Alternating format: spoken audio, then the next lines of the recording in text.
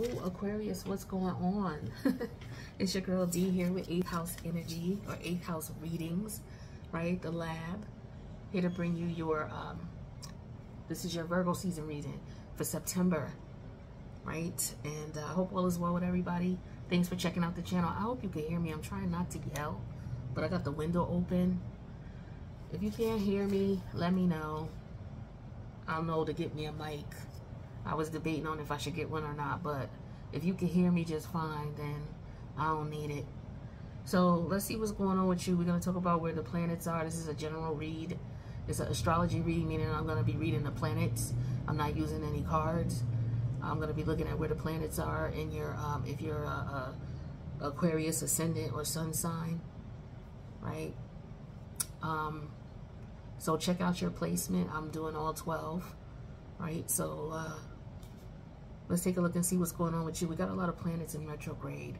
So in your first house, we got Saturn here. All right, Saturn is in retrograde. So there's a lot of self-reflection going on in your first 5 houses, because all the planets are in retrograde in your first, second, third, fourth, fifth house. Even in your subconscious energy, your 12th house, we have retrograde activity. So even in your lessons, you know, the lessons and the wisdom that you've acquired and your beliefs on things, your spiritual energy, you know, Mercury's in retrograde there, or will be. We're already getting into those energies, but we'll talk about that. But yeah, there's a lot of reflective energy here with you, right? So I feel like it could be past life energy, you know, especially because your 4th house is Uranus here. That's where the North Node is. So you may have to look to your past life to figure out, you know, if there's some things going on. So it could be things that, you know, happening in your family that you may notice patterns in your family, things that have been passed down from generation to generation, whether it's good, bad, or indifferent. So you might be dealing with things like that. But with Saturn in your first house in retrograde, Saturn is when, you know, to me it's an energy of it's time for things to change, right? Or it's like, you know, how we come down here, we have experiences we're supposed to have, and in that process, there are past life karmas we may have to pay for in this life. Well, that has to do with Saturn, and it has to do with Pluto. But Pluto's in your 12th house. So this is your subconscious mind. So I feel like there's karmic energies going on, past life karmic energies, especially when we talk about your 4th house, your 12th house, and then your first house. Because your first house is the energy of, you know, Saturn is there to tell you, okay, I need to figure out when it's enough. You know, when is it time for change? It's all about restriction. So maybe Saturn loosens up on you in this area of your life. Maybe you're not so restrictive. Maybe you're deciding to relax and let down a little bit.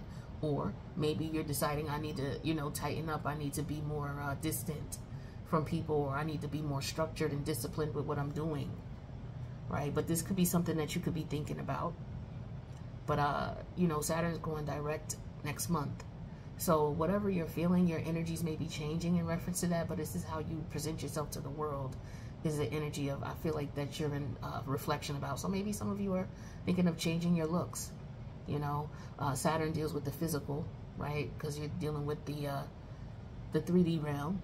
So you could very well be thinking about changing your looks, your hair, your clothes, right? As we get, you know, maybe some of you have already done that and you're just feeling that energy now, so you may like it. But maybe there's some type of change in reference to how you put yourself out there in some way, shape, or form. But for a lot of you, of course, it's very unique, very original, because that's that Aquarius energy. So, you know, shout out to Aquarius who changing up. Okay, everybody pay attention to what the Aquariuses are doing, you know, as far as they changing up their style. Pisces too, pay attention to them too. But yeah, pay attention to what the Aquariuses are up to as far as the trendsetters right now, because that's what we're seeing. Your second house here, you got Neptune in in retrograde. And then you also will have at the end of the month Jupiter in retrograde here too. So, you know, with your second house, this is all about, you know, your security. How you feel about yourself will determine, you know, how well you take care of yourself, or how well you take care of yourself determines how you feel about yourself. That type of energy, self-worth, self-value. But that energy is very, you're open. I feel like you're open to change. You're open to learning new things in this area. So you may be tapping into spiritual energy for a lot of you, trying to figure out what way to go. I feel like with Neptune and Pisces there, like to me, Neptune is like the God energy in you. And it's also the opposite energy, like the darkest stuff that you could tap into energy, right? And if it comes out in a Piscean way, it could be, you know, I feel like this is an energy of someone painting a picture of something being one way, but it's really not. You know, and maybe you're coming to the reality of that in reference to people around you. And if it's not that, then people around you are looking at you in this way. So if you're trying to hide something, or you're feeling uncomfortable about something, or, you know, you may realize that things are not what you thought they were, that could be going on. I would recommend that you check out the August reading that I did for you, because maybe some of the things that we're talking about right now may not make sense to some of you, or it may be something you don't resonate with, but maybe by the end of the month, situations may have occurred. And so as a result, maybe if you watch the reading again at the end of the month, maybe it resonates a little more with you. So I would do that. Watch the August one, right? And also watch this again at the end of the month, because you got a lot of planets shifting as we go into October. A lot of planets are shifting in October, but we're feeling that energy now, right? So you're in a transition phase. We're all in some way, shape, or form when it comes to our Saturn energy and our Pluto energy. And that's karmic energy, past life energy. So you're definitely going through some transformations here in your life. The third house here, this deals with how you express yourself. You know, and this is the way you express yourself is like you're very direct and upfront. You know, you let people know what it is. You know, and you respect people who are that same way. You know, you like people who, you know, they're unapologetic about who they are. You know, I feel like that's the type of energy that you thrive off of. Now we got Jupiter here in retrograde, and we got Chiron here in retrograde. So I feel like some of you, you know, you're looking back at some of the things you've experienced as far as the different people that you used to be friends with, the different places you used to live, and you're looking at some of the lessons that you may have learned, you know, as a result of different lifestyles you were living. Like maybe you was running in a fast life and you experienced A, B, and C, and now that is something that you still look back at and it really bothers you in some way, shape, or form. It's like something you can't let go of, or you can't completely heal from it or get over it, or it's something that you'll never forget, right? That type of energy. And it's like you could be, you know, focusing on that right now. That's for some of you. Other than that, it could be something going on with your car, you know. Some of you may be feeling like you made a wrong choice in reference to the car you got. Some of you, it could be financially. Maybe your eyes are big. You know, I gotta have the Tesla. Maybe you feel like you want one, but you can't afford it, so you gotta stick to driving. You know, maybe you're somebody who wants to drive an electric vehicle, and it may be like, yo, I can't afford that right now, type of thing. So you might be mad about that. There's somebody out there who might be upset about that, but you know, it could be something going on with your transportation for some of you, in reference to getting where you need to get. Like it's always a distance, you know, and maybe now that you don't have a car, you realize how far it is. So I don't know, maybe somebody could be doing Uber or Lyft, or considering doing that part-time, or maybe somebody's doing it full-time, or it could be somebody tired of doing it, something like that. But that's what I'm seeing for some of you though. But your fourth house is where your Taurus energy is, and this is where you like peace. You know, and because this is your fourth house, this is within your family. So you might be the peacemaker, you know, the one who's always trying to keep shit cool. You know, whether people are coming at you crazy or not, you try to, like, you know, I don't know. I think it takes a lot to really get you ruffled. You know what I mean? And I feel like some people be trying to test you and do the shit to get you ruffled. And I feel like for some of you, you've experienced that, or you might, or you may have a family member who might blow up at somebody or something. Just don't let it be you to be the one that be blowed up on, because, you know, Uranus is here in retrograde here, right? And you know, Uranus is all about, yo, it's all about just doing whatever it want to do. And if it don't like something, it's damn sure not going to do it. And it's not, you're not going to stop it. You know what I mean? It's that type of energy. It's that bad boy energy, that bad girl energy. It's like Bobby Brown energy. You remember Bobby Brown, for some of y'all. You know, Bobby Brown was that infamous bad boy, you know, energy. But I feel like for some of you, you know, you're speaking up. You're tired of allowing people, you know, that you care about to take advantage of you. Or if they are, you're just not handling it the way you used to, you know, and you may just be spazzing out on people. So be careful. Don't get yourself caught up in nothing and go to jail, okay? Please don't. If you can afford, you know, you got to do what you got to do. But for some of you, you're standing your ground, and that's the best thing for you to do in certain circumstances, just a matter of how you do it. So do your thing. Stand your ground, but just be careful. You know, also be careful if this is not you. Somebody could be, you know, doing this towards you, standing their ground towards you in some way, shape, or form, or switching up on you out of the blue. Like a family member could switch up out of the blue. It could be about money. Like maybe they want to work with you, or, you know, something going on with the family business. And you may have found out that a family member is doing something else to get money on the side, and it could be messing up the business. Or if they were found out about it, it could mess with the family name. It doesn't necessarily have to be your story, but I feel like for some of you, it's something about a family member, you know, switching up on you. And it could have something to do with money. It could have something to do with a house or where you live or something like that. Could catch you out of the blue. Maybe they tell you they want to move. Maybe you have a home and a family member of yours is staying there, and maybe they want to move in, or you want them to move out, or something could transpire where there's issues with the house. That's for some, not for all. But it could be about somebody borrowing money. You know, I don't know, maybe somebody steals money from a family member and somebody finds out about it. That could be the case too. Somebody could have borrowed. Yeah, I feel like somebody might have stole money, because your 5th house here, we got Mars here, and Mars is in Gemini.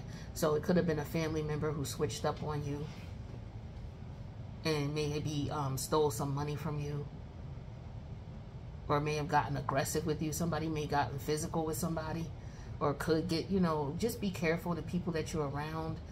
For some of you, it's family members that you already know you don't get along with. I feel like there could be altercations and arguments. I mean, there's going to be disagreements, but the level of the disagreement needs to be watched, right? People have to express themselves, but, you know, you just need to be careful, because I do see that things could get violent here with Mars next to Uranus. That's wild style energy, you know. And then you got Taurus, Gemini energy here, where somebody like the Taurus is only going to take but so much. You know, and a Gemini might be, you know, playing games, I don't know, and things could just get out of hand. You know, somebody could be quick with the mouth, rumors, you know, lies. Somebody can get caught in a lie, and this could be why it starts. So be careful what you're out here saying and doing. Or maybe you know somebody who's going through that. There's not much going on in your 6th, 7th, and 8th house, but your 9th house is where your Libra energy is. And you got Mercury here in retrograde. So we got Mercury in retrograde again.